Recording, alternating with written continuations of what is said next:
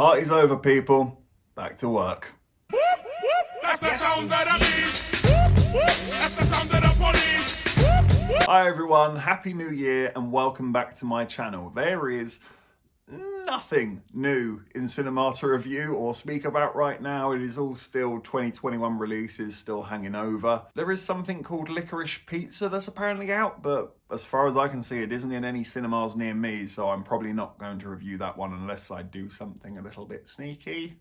So in order to not lose speed on this channel, I have asked you guys to choose what I should review. It was between Hot Fuzz and Tropic Thunder. And from your vote, Hot Fuzz was the landslide victor of the two. So today, we're reviewing Edgar Wright's Hot Fuzz. My, here come the fuzz. Directed by Edgar Wright, starring Simon Pegg, Nick Frost, Timothy Dalton, Jim Broadbent, and Olivia Colman. Before we go any further though, could you be a New Year dear and hit that like button and hit that subscribe button if you haven't already? It helps me and the channel massively, and we thank you if you do. Also, I should mention before we speak about Hot Fuzz, yes, the film is a fair few years old now. When did Hot Fuzz come out?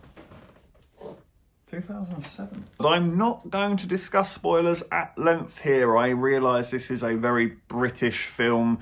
British people probably have seen this one to death, like myself, but I have viewers from all over because I'm very popular, what can I say?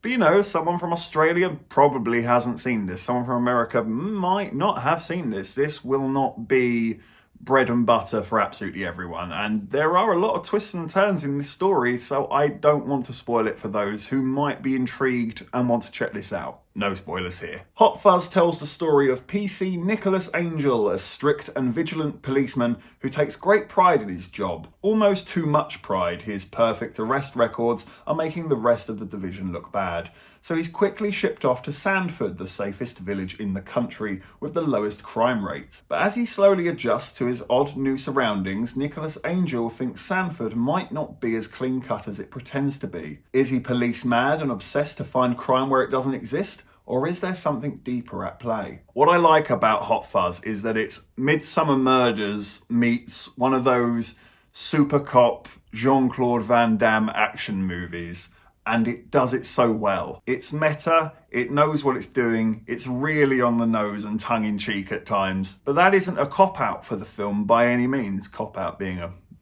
poor pun, but you know. With a lesser director and with lesser writing, this could have been an absolute farcical shit show.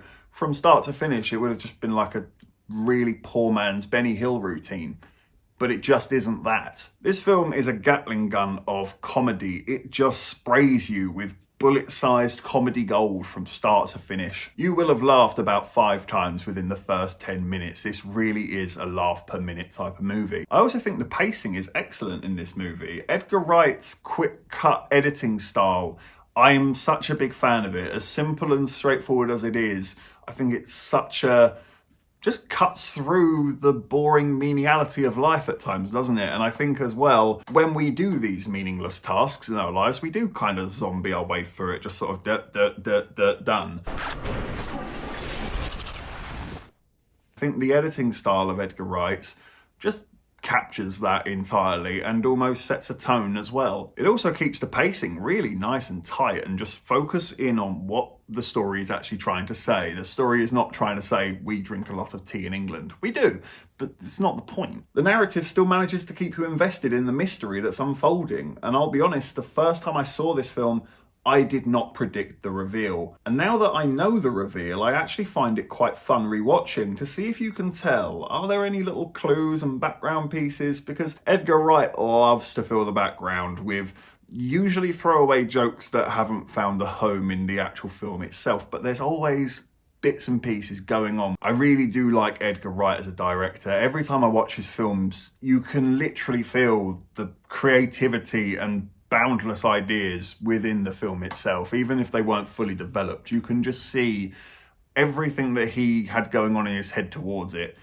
somehow finds its way into the film. Regarding the performances, Simon Pegg, yeah, I was going to say Simon Frost. Simon Pegg and Nick Frost are electric here together. Their real life friendship totally spills over into the characters here, and they just have such chemistry. You can't help but love spending time with them. But just because they're friends in real life, it doesn't mean that it's a phoned-in performance by any means. Both Nick Frost and Simon Pegg are playing hugely different characters to what we saw in Shaun of the Dead. Personally, if you're asking me, this is the best rapport and energy that they have together out of the whole Cornetto trilogy. Timothy Dalton is also absolutely superb here. He really is just a great actor in general, isn't he? You can almost tell the rest of the cast are looking at him in this film and just sort of being like, oh my god, that's James Bond. Can you blame them? I mean, I would be. I'd be doing the exact same thing. But Timothy Dalton is just having so much fun with this character and the role. He injects such a devilish nature to it that is just excellent. What say we drink to their demise? Shouldn't that be drink to their memories? Of course. Cheers. I think the rest of the cast are equally as good as well. It's a really small part for Olivia Colman, but she has some great one-liners in here. I love the two Andys, they crack me up. Jim Broadbent is a really good character in this as well. He's a lot deeper than you remembered, actually. They maybe could have explored that character a little further than they do. But they are, the cast from top to bottom, smash it out the park here. Even if you're only on screen for 30 seconds, they delivered. I think we need to give a lot of credit to the props and the makeup team in this movie. The prosthetics and the deaths are quite gratuitous and a little sickly at times. They could turn your stomach if you're of that nature. The sound design really doesn't help either. That cold, wet slap of meat splashing on the ground. It's, yeah, some of the deaths in this movie, you can sort of feel it and taste it. You almost feel like the blood splattered over you as it happened. Some of you will love that. Some of you will hate that. I'm somewhere in the middle. I do enjoy that side to the movie, but I have to admit, especially when I saw this the first time, it definitely scarred me a little bit. It's the church one. Anyone who's seen it knows what I'm talking about. The church one, that stayed with me after seeing that for the first time. It creeped me out a little bit. I think it's the fact that he's still upright after it happens. It being, you know, death. It's the fact that he's still upright. That's where it creeps me out. He's still, something in his body is still functioning despite the fact that he is toast.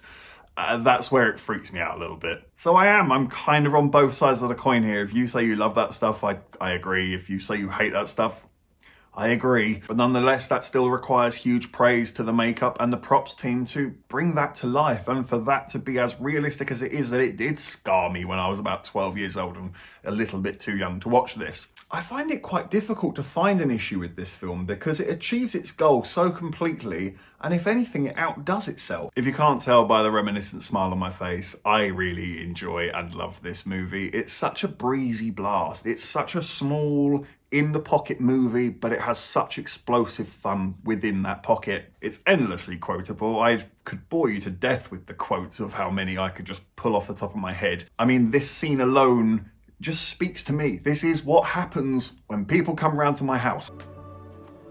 Point Break or Bad Boys 2? Which one do you think I prefer? No, I mean, which one do you want to watch first? So I am going to give Hot Fuzz an 11 out of 10. Have you ever fired your gun up in the air and gone, ah? No, I have not ever fired my gun up in the air and gone, ah. And it becomes the 6th inductee into the IMO Hall of Fame.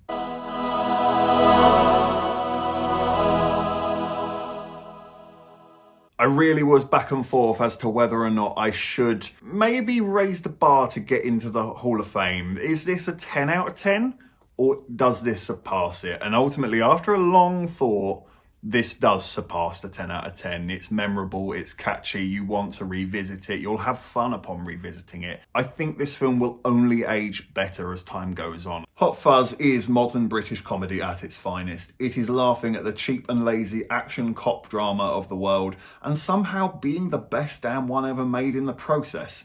It's quick, it's witty, memorable, with endlessly quotable dialogue and hugely relatable characters, and it delivers it with a real charm that you can't help but love. Thank you for watching this review. Please be sure to hit the like button and hit that subscribe button as well. And please visit the comment section. Let me know what you thought of Hot Fuzz. Have you seen it, or have I piqued your interest and maybe check it out? I personally recommend that you do. Let me know in the comment section below, and take care. I look forward to seeing you on the next review.